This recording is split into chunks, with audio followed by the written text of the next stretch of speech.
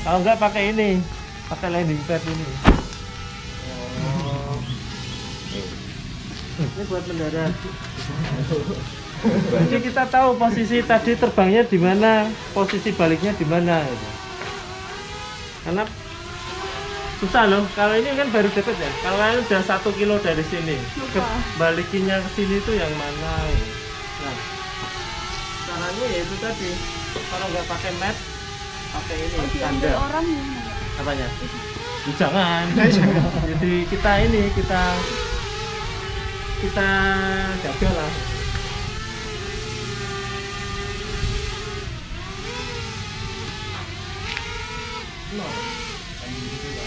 Nah, coba dibalik aja, dibalik orientasinya kebalik. Nah, kalau ini kan jelas mundur. No. Salah. Gini.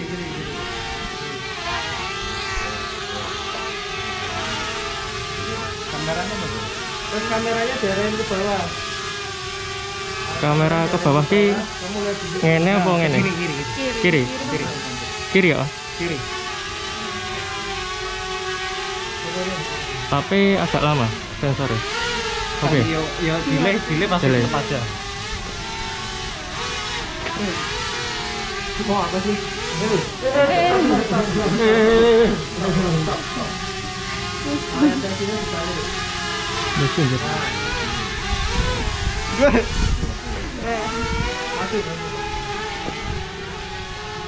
Lipat hilang.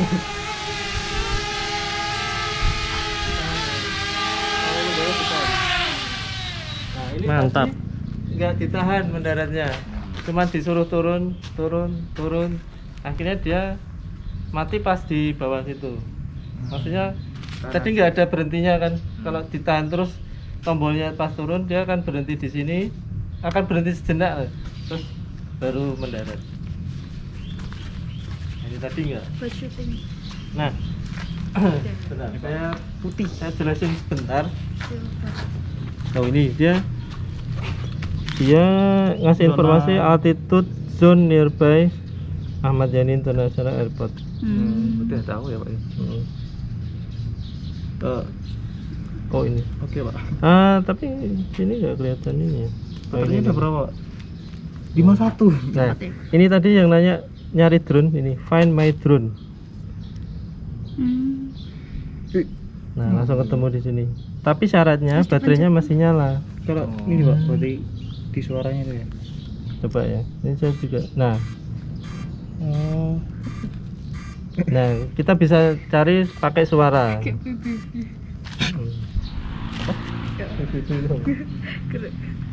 Bandnya Raffi Ahmad ya. Nah, terus gini. Nah, tadi yang saya cerita KKOP. Di sini udah kelihatan KKOP. Nih. Nih, ini KKOP. KKOP itu ini. Oh, Kawasan Keselamatan Operasi Penerbangan.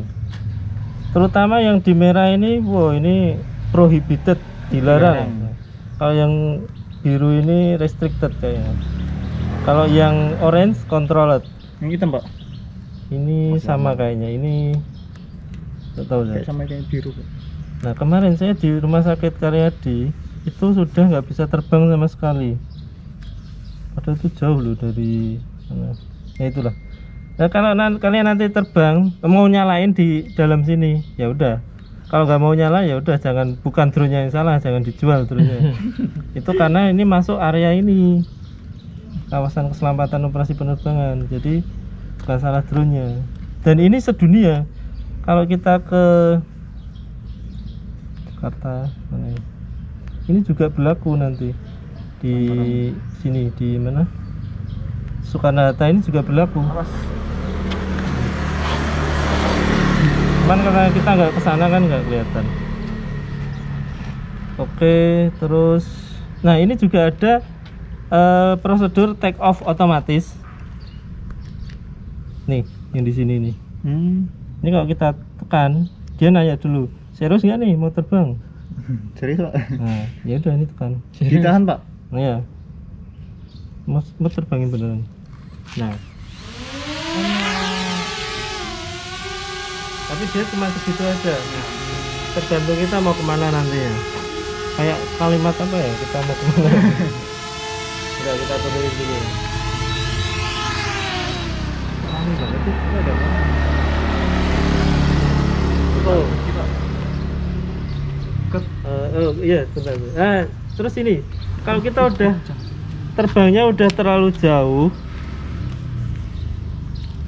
misalnya di mana gitu kan, nyari pulangnya itu tinggal ini, diarahin ke posisi H ini tadi. Misalnya mau pulang gitu kan, cari yang ada hanya ini. Itu biru-biru apa Pak? Pesawat kita. Ini pesawat kita. Jalur pesawat tadi ya Pak? Oh ini, ya itu jalur pesawat tadi gitu. Itu. Tahu sini dulu aja. Terus apa lagi ya? Ada pertanyaan dulu sebelum yang lain juga. Ada maksimal jarak terjauh gitu nggak Pak? Ada. Nah ini tadi pertanyaannya. Kalau di spek memang dia ditulis berapa kilometer dari remote. Tapi itu tidak berlaku dalam kondisi. Nah, betul. Apalagi di tengah kota. Di tengah kota di Simpang 5 gitu, nerbangin tuh banyak gangguannya. Gangguan sinyal wifi dari gedung-gedung perkantoran, dari mall, dan sinyal-sinyal BTS yang di dalam kota. BTS tahu kan? Sinyal ini base transkannya Korea. Base transmitter station apa itu. Nah, itu juga sangat mengganggu sinyal ini. Jadi speknya udah nggak kepakai. Kalau di speknya misalnya 4 kilo ya, di tengah kota itu paling sekilo itu udah bagus, karena gangguan itu tadi. Sama ini, kalau dia sudah di belakang gedung ini nggak kelihatan, kita di sini, drone di sana, kita di sini tuh kayak orang LDR ya. Itu sinyalnya juga udah kepotong. Meskipun sebenarnya masih bisa, cuman itu yang membatasi. Ada peringatannya nggak Pak? Peringatan kayak Ada. sinyalnya terganggu. Ada, nanti muncul sinyal weak biasanya, sinyal lemah itu. Makanya bahasa Inggris ya. Kayak gitu. Terus, nah satu lagi yang suka fotografi, videografi manual, kamera ini juga bisa disetting kayak gitu. Ini ISO, ada shutter EV, speed juga AE dan sebagainya masih ada. Settingannya di sini. Tapi kamera. nah. Oh, terus- resolusinya bisa dirubah. masih resolusi masih bisa. Terus settingnya di mana ya? Nah ini advance ini. Nah Oh iya. untuk ini mending kita kasih grid gini, double aja sekalian. Terus yang lain ini, kalau kalian mau setting apa namanya? Oh ini mungkin terbatas ya kalau yang ini. Kalau yang lain kayak ini Kamera. bukaan fokusnya apanya masih bisa di setting semua itu. Tapi saya nggak pernah pakai karena nanti tiap penggunaan kan beda-beda. Pastinya biasanya saya pakai yang otomatis sih. Ini tergantung kebutuhan. Nah, ini tadi gridnya udah kita nyalain nih. Jadinya kayak gini. Terus apa lagi? Nah, ini ada tulisan kompas calibration required. Harusnya tadi itu sebelum terbang ini dicek dulu. Pre-flight check. Nah ini kan kompas error. Ensure there are no metal or magnetic object near the aircraft.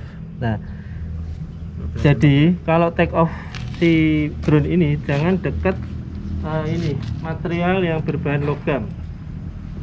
Kira-kira apa kalau di jalan atau di bawah ini ada material logam itu apa? Yang lampu. Bisa. Kalau yang di bawah kan biasanya ini bukaan ini. Oh iya. Drainase itu loh. Itu kan ada logamnya. Jangan di situ. Ini ganggu si kompas. Tapi kalau ada notifikasi gini, nah kita kalibrasi pre-flight check ini lah. Kan ada kompas error, kita kalibrate. Nah, coba dipegang salah satu, dinaikin. Nah ini start ya, start calibrating. Kita turutin aja dia maunya apa. Rotate aircraft 360 horizontal, diputar 360. Nah, Ya, terus sampai balik. Sampai ininya, nah selesai kan tadi. Vertikal. Ini nggak saya apa-apain langsung selesai. Nah ini sekarang rotate aircraft Vertikal. 360 vertikal. Yang kameranya menghadap atas, karena ini kan gini, kamera menghadap atas. Nah terus ini diputer kayak tadi. Enggak, diputer kayak tadi. Oh gini. Gini. Ke atas. Ini ke sini. Oh, Ini iya. porosnya di tengah ini. Nah, sampai ini selesai. Belum. Ulangi berarti. Nah, calibration successful. Oh iya. Nah, sekarang IMU attitude error. IMU tuh komputernya ini. Nah, ini udah nggak bisa apa-apa, tapi nggak apa. Nah, aman. Normal. Nah, ini tadi udah take off permitted ya, sudah aman semua karena pre-flight checknya udah normal, udah hijau ini. Kalau nggak dikalibrasi itu efeknya apa, Pak? Kurang akurat kalau kita kontrol gini, terus dia arahnya juga nggak sesuai gitu. Lagging gitu ya. Ya ada selisihnya lah dibanding kalau akurat. Siapa lagi mau coba? Tadi belum semuanya kan? Godzilla belum. Iya. Kamu mau pakai HP kamu? Enggak Pak, pakai ini aja Pak. Ada. Tapi nanti pakai ini ya, hand sanitizer ya kalian ya? Oh iya. Ada. Tapi tato banyak virus. Nah, jangan deket-deket. Kita yang mundur atau kameranya yang atau drone-nya yang kita jauhkan.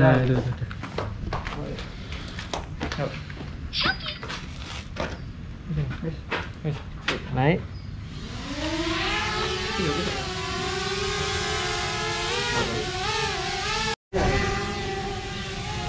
bertahap ya.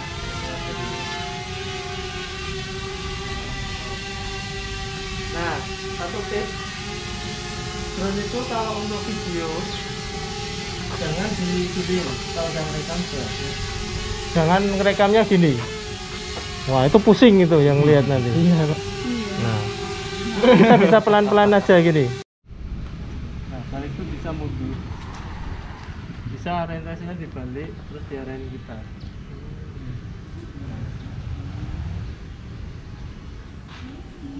Itu mungkin karena sinyal wifi juga Pak, berpengaruh ke sinyal ini. Saya curiganya karena dianggap beginner ini kita nggak boleh jauh-jauh itu tadi. Coba nanti Ya soalnya kan tadi yang di ini kan 48 Pak. Hmm. Terus saya majuin lagi nggak bisa. Nah, 50 berarti cuma boleh 50, nggak boleh jauh. Turun. Turun pas di tengah-tengah ini.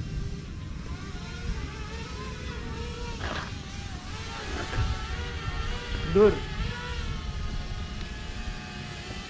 Kalau mau landing presisi, kameranya arahin ke bawah.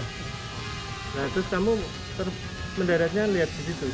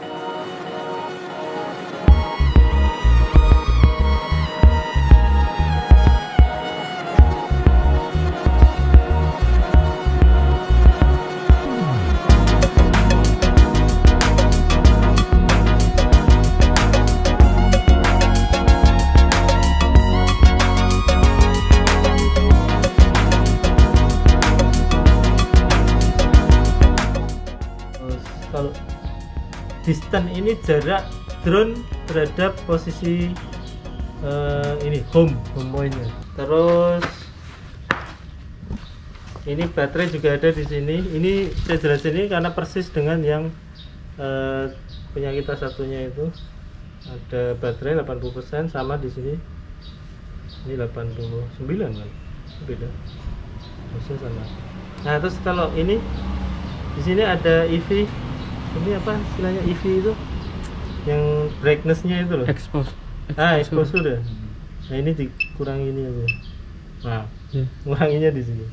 Ini kan nanti terlalu terang nih. Sorry, kebalik ya. Terlalu gelap tadi. Ini kalau dikurangi gini kan terlalu terang. Nah, ini mirip-mirip ini kamera profesional itu. Terus ini sama tombol H tadi. Kalau di sini kamera naik turunnya ini sama posisinya tadi.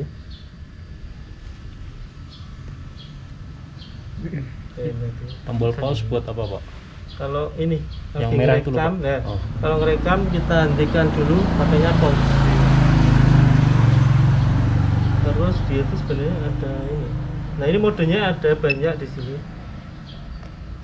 Tapi saya sendiri jarang pakai, jadi kayaknya nggak perlu ini. Terus apa lagi tadi ya? Setting kecil itu, Pak. Nah, ini. Ini, Pak. Nih. Oh, ini tadi kameranya. Oh. Ini langsung menghadap bawah. Oh, Kalau langsung dinaikin lagi nggak menghadap pelan-pelan ya, atas. Pak. Nah, instan langsung gitu. Misalnya pada suatu saat kita butuh cepet, nggak perlu gini. Ya selisihnya berapa detik sih, cuman kan lebih. Nah, bedanya ini dia langsung ke arah depan persis dan ke bawah persis. Kalau kita gini, ini belum tentu pas langsung di bawah ya. Oh, dia masih banyak kan. Nah, bedanya gitu. Terus satu lagi fungsi ini kalau nggak salah kalau ke bawah ini dia jadi landscape. Nah, jadi bisa landscape. Gimana, Pak? Ini di arah ini bawah. Landscape sama portrait, sorry. Ini portrait, ini landscape. Jadi bisa portrait gini kayak apa namanya HP kita. Kalau yang nggak tahu nanti loh HP-nya bisa tinggi ya. Padahal drone-nya di mode portrait. Terus, nah kalau yang ini kameranya itu sebenarnya bisa ini bisa nengok ke atas dikit tapi nggak salah ini. Nah dia naik sedikit. Ini saya balikin ya. Sorry. Ini kan lihat bawah dia. Lihat depan persis. Tapi dia bisa naik dikit. Ini saya sorry. Ini saya naikin dikit ini. Nah, tandanya ini naik turunnya tuh ini. Nah, ini turun udah pol bawah ya. Ini ada titik-titik tuh. Nah, ini naik udah habis berarti gitu. Terus kalau yang tipe ini ada ini tipe-tipe atau apa ya, mode terbangnya normal yang selama ini kita pakai. Terus active track ini bisa ngikutin objek. Mengunci objek itu, Pak. Betul. Nanti bisa ngikutin. Kalau dia terlalu jauh, drone-nya akan ikuti objeknya itu. Kalau masih dekat, otomatis. Kalau masih dekat dia cuman paling geleng gini, atau kameranya naik turun. Tapi kalau udah agak jauh dia ngikutin. Serem ya. Objek bergerak. Berarti objeknya kalau bergerak ngikut Ya, terus gitu, iya. Pak? Makanya active track dia nyebutnya active track ini kan. Objek aktif yang di tracking. Jadi tinggal ngeliatin aja, Pak. Nggak perlu ngendalin pilot aja. Ya. Tapi kita harus identifikasi dulu objek mana yang kita perintahkan si drone ini untuk diikuti. Terus ada juga tripod ini. Nah, tripodnya ini di sini ternyata. Tripod ini tadi bisa stabil banget ini si drone-nya ini. Posisinya di atas apa di bawah, Pak? Di atas. Dia posisi terbang tapi stabil. Terus kalau gestur ini kita bikin tangan kita bentuk Y gini, nanti langsung otomatis si drone ini motret kita. Iya, terus kayak apa ya? Kalau dulu saya pernah pakai Samsung Note itu pakai lambaian tangan. Bisa gestur. Nah, ini ada banyak, ada cinematic, ada follow me itu ngikutin Orang. ini Remote. remote. Oh. Nah, jadi kalau tadi misalnya kalian diminta ngedrone lintasan jalan gitu ya. Misalnya bisa pakai ini follow me. Kalian naik mobil atau motor, nyalain ini, drone-nya terbang, terus ini nyala, drone-nya ngikutin kalian. Jadi mirip Otomatis. ngikutin objek tadi ya, Pak. Yang objek ngikutin ya. Kalau active track tadi yang diikutin orang lain, objek lain. Kalau follow me yang diikutin ini Remote. remote-nya. Kalau waypoint kita tentukan rutenya, nanti dia akan terbang ikuti rutenya itu. Terus terrain follow ini canggih nih. Jadi kalau daerahnya berkontur gini, Kemudian naik turun sendiri, Pak. nah kita setting dia ketinggian berapa, dia akan menyesuaikan kondisi di elevasinya dia terhadap daratan. Tapi risikonya sangat besar. Kalau ada tiba-tiba ada pohon di depan, tapi ini ada sensornya sih, ada sensor depannya, dia bisa naik sendiri gitu. Nanti pas jurang dia bisa turun, ini lembah naik gitu, canggih ini. Terus, nah point of interest yang ini kayak tadi yang saya jelasin gedung ini tadi. Muterin satu objek yang sudah kita tentukan, dia akan muter sendiri gini, tanpa kita kontrol ini. Tapi harus dipilih titiknya dulu, Pak. Oh iya, objeknya itu ditentukan dengan titik. Di map tadi itu kita tentukan titiknya di sini, terus kita mundurkan berapa meter dari objeknya itu. Misalnya kayak menara air ini kita mundurkan berapa meter, terus elevasinya berapa dari tanah itu. Ya, terus nanti kalau udah disuruh pergi dia muter sendiri. Terus apa lagi? Ini, Pak, yang kayak panah home, itu, Pak. home lock itu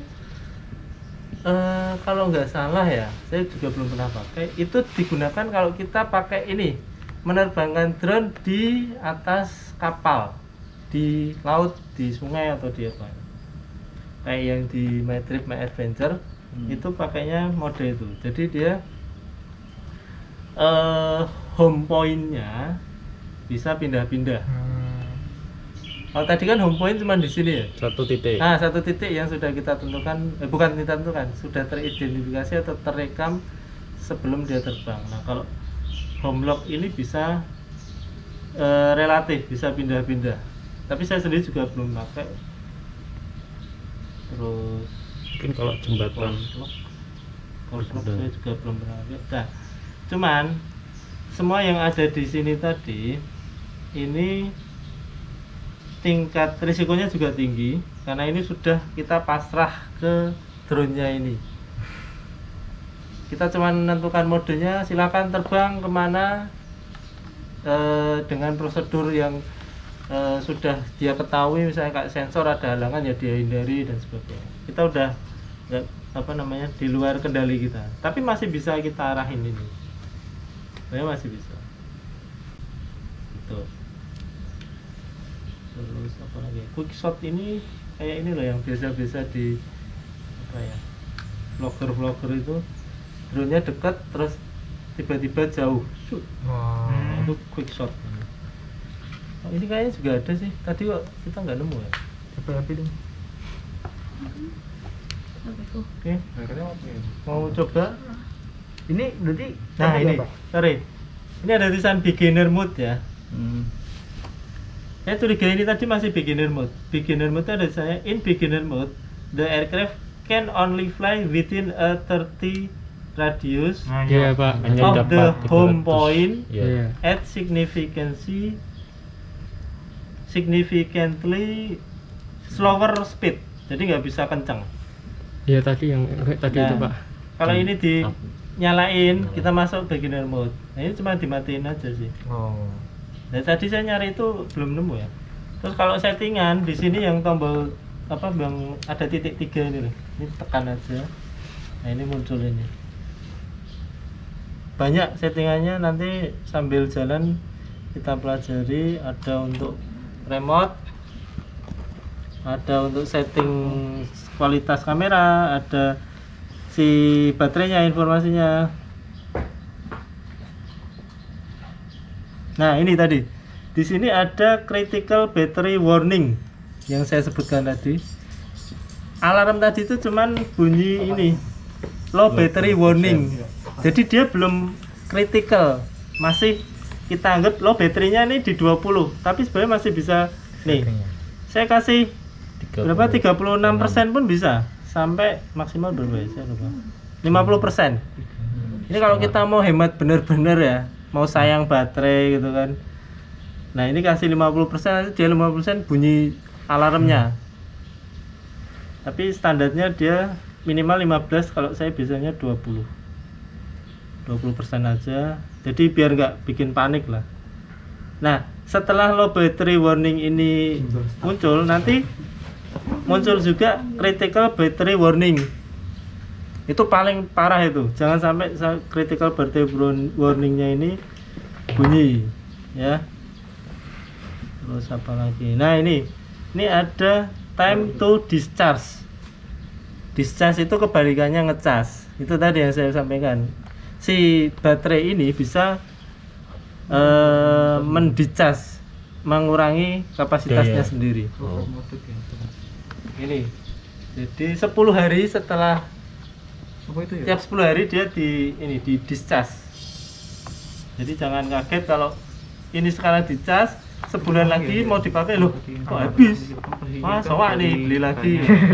Kasih saya aja, jangan dijual saya. Itu karena dia kecanggihannya dia, Man. Terus gimbal ini ada settingannya, bisa FPV. Kalau FPV itu lebih ini nggak stabil. Banyak settingannya, nanti kita pelajari. Tapi kalau mempelajari ini jangan diganti-ganti dulu ya, repot nanti. Nah, yang penting pertama kalau pakai drone yang baru diaktifkan, ini unitnya ini diganti. Kita pakai metrik ya, jangan sampai masih fit gitu. Ini udah 100 nih, padahal masih fit. 100 feet itu baru 30 meter kan. Dibanding 100 meter jauh banget. Kalau kita terbang di situ ternyata ada BTS yang tingginya 60 meter. Kita anggapnya itu 100 meter, tapi ternyata masih fit. Kena itu. Oke.